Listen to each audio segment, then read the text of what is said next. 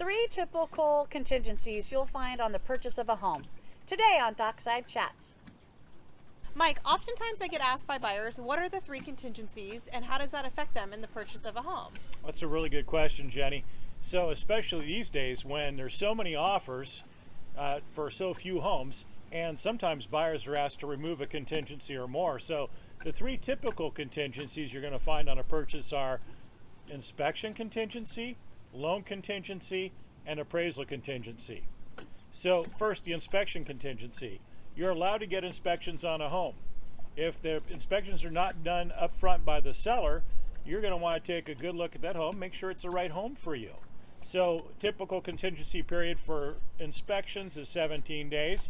That could be negotiated shorter. In this kind of market, you definitely want to get it as short as possible to get your due diligence done, but also appear like a strong offer.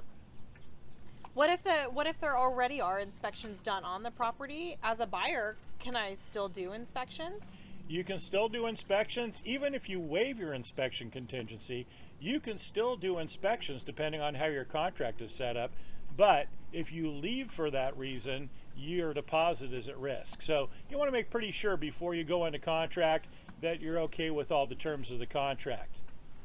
Perfect. And then in terms of appraisal contingency, I hear a lot of times that people are going ahead and removing their appraisal. What does that mean?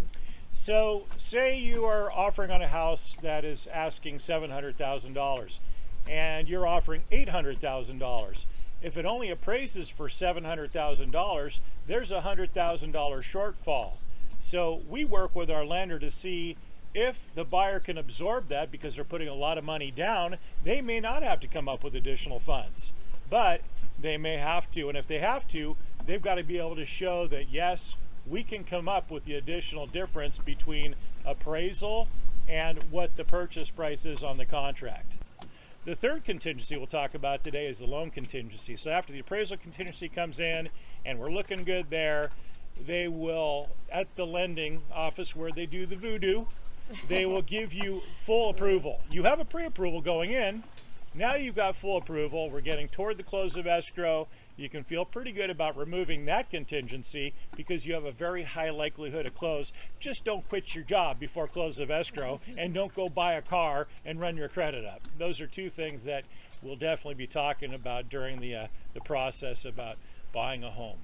These days, right now, if we're writing offers for clients, we take a look at the market. What's going on in the marketplace? How many offers do we expect to be on the house? And that's going to guide us and help us decide what contingencies we can shorten, and also the reports you talked about. If we've got all kinds of reports on the property and they're recent, that'll help us get a good feeling on shortening that inspection contingency or possibly removing it. We don't like to do that in most instances, but there are some cases where it's a newer home, slab foundation, not much going on, a lot of reports, and we feel okay doing that.